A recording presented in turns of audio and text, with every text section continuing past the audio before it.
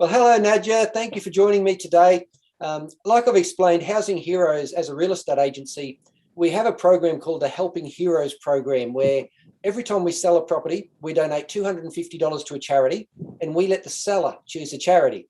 Now, in this instance, we've had our seller choose Aspect Australia as the charity. So I'd just like to have a quick chat to you, tell us about what you guys do, who you help, why you need funding, and knowing the people that made this recommendation, I know it'll be a worthy charity. So I'm really keen to hear what you have to say, and so we can share the message for you, maybe help other people donate to your cause as well. So I'll hand it over to you. I was wondering if you can just tell us about Aspect, who you help and how. Yeah, absolutely. Thank you so much, Mike. So our organization, Autism Spectrum Australia, or in short, Aspect, has been around for more than 50 years. We were founded in the 1960s, and our founder and his wife had an autistic daughter. And back then, there wasn't much support for autistic people, especially with regards to education. So that's how he basically started the organization. And in the early 1970s, we received our first government funding to open our first school, which is named after our founder. So it's our Aspect Burnett School here in Sydney. Nice. And yeah, that's how we kicked off a long time ago. And in the meantime, we run 9 autism-specific schools across Australia, with the majority being in New South Wales. And we also provide a whole range of other services for autistic people of all ages, basically. So starting from really early on with, for example, diagnostic assessments and early years support, up to people in their 60s who access our adult community services. So yeah, that's it in a nutshell, I think. Look, that's excellent. And do you provide support services for the families as well as the let's call them a student, for a better word, you know, if you're talking to a school environment? Like, do you provide support for the families as well, like aids and how to cope with the lifestyle challenges? Yeah, absolutely. No, that's a great question, because obviously the families need support. It can be quite overwhelming receiving an autism diagnosis for a young child. It's not, I think, what a lot of parents, have in mind when they have their first or second child. So we run, so our schools provide obviously education to autistic children, and we also provide therapy services, and as said, a range of other services for people on the autism spectrum. But there are also workshops, for example, for families or anyone who looks after an autistic person, including early childhood educators or teachers who have autistic children in their classrooms. So these workshops are usually available to everyone across the country. Due to COVID, we have been delivering them virtually a lot, which obviously is not. Yeah, it's not the same as face-to-face, because the workshops are not only there to learn about autism and how to best support an autistic person, they're obviously also there for the families to connect, yes, which is very important, finding people who are basically in the same boat. But the benefit of delivering them virtually is that we can reach people in let's say, for example, regional locations that do not live close to an Aspect service. So that's only one component, how we support, the carers and families, or anyone basically who looks after or supports an autistic person. I got to tell you, the family that recommended you guys, just sensational people. I'm on their Facebook feed, and they post regularly what they do, and you can clearly see there's extra challenges that the families incur, and endure is the wrong word to say, but they certainly face some extra challenges. And I'm just humbled to see this family, how they just step up to the plate and they connect. The thing that I love, you talk about in the 60s and 70s, there used to be a stigma around autism. And as we've all become more tolerant, it's so much better, I'm sure, for everyone, just as we become more accepting and more understanding, more so, to see, what are the challenges that they face and how we can best support them. What I would like to ask is, what is being on the spectrum, or what is having autism? Like, what are the symbols? What are the symptoms? What might we see in someone else around us that may alert us to be just a little bit more considerate, a bit more aware, and not just so judgmental straight off the cuff? Yeah, no, that's a great question. So obviously, it's called a spectrum because it is a very, people are very different.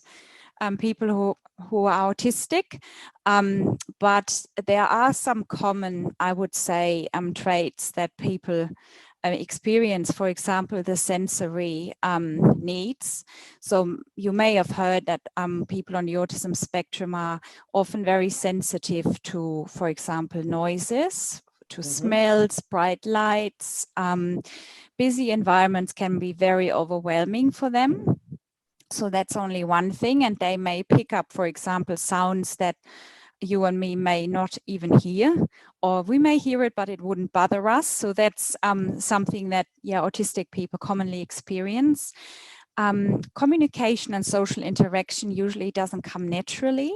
So it is quite difficult for a lot of autistic people to, socially interact with others and to connect to others. They may not necessarily like being in a team, so it's something they often have to learn, where I guess most neurotypical people may pick it up relatively easily, or it's like an automatic process. Yes. So that's something that is definitely difficult for a lot of autistic people. You may notice, for example, that they may not look you straight into your eyes when they talk to you, just because it is, it can be distracting in a way. Yes.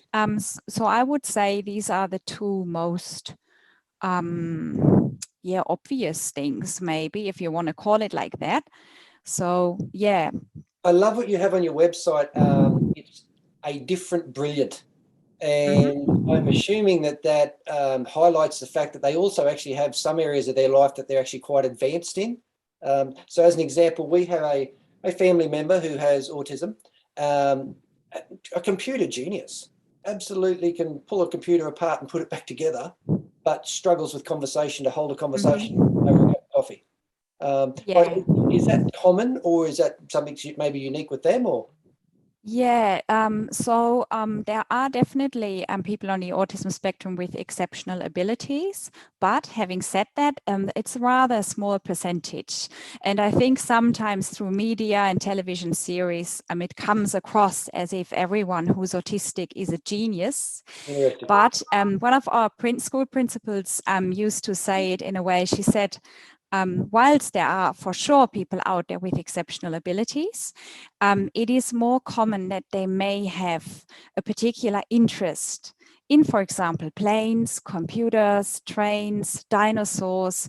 And then when that's the case, they often focus on that a lot, which makes them kind of an expert in that area, which doesn't mean that, they may have an exceptional ability. It's just that they, because of that specific interest, they may focus on that much more than, for example, a neurotypical person. Yes. Okay. You might be describing me there. I think it's called OCD to a degree. Yeah, well, I mean, look, that's something else I wanted to mention about autism. Autistic people very much like their structure and routine. Yes. So that's something we also try to cater for at our schools. So making, unpredictable situations can be really overwhelming, really stressful. So having a certain structure, routine, making things predictable is also something that basically helps them a lot getting through the day. Yes. But yeah, I guess what you said about those, particular interests and becoming very good at something is quite common. And computers or technology are, I would say, commonly an interest that a lot of people on the autism spectrum share. Yeah. Okay. Excellent. Well, look, it sounds like you're doing some fantastic work. You've already shared with me what you're spending the money on from this particular donation, and it sounds like it's going to really hit the ground and make some differences. So that is excellent. If someone would like to donate, what's the easiest way for them to do that? Yeah, so they can jump onto our website, which is autismspectrum.org.au. Yeah. And then there is in the right-hand corner at the top of the page is a bright yellow Donate Now button. So Excellent. people can simply jump onto that page and make an online donation, which then comes straight to us and benefits those who are on the autism spectrum and people that we support. That is excellent. Well, look, thank you again for your time. I know you're very busy. Really, really worthy cause. We're more than happy to support that. I would ask you to send me a link, and I will put that link out. And I'd encourage everyone today who's listening to this, if you can visit the website, if you can make a donation, please do. Certainly in these times, the guys need as much funding as they can get. So, look, thank you for your time. I really do appreciate it. And good luck, everyone. Remember, if you're wanting to sell your own home, we can donate to your charity as well. So if you're interested, if that appeals to you, give us a call. If we can help you out, we will. Thank you very much, Nadja. I appreciate your time. Oh, thank you so much. And thank you so much for this lovely donation. No problems at all.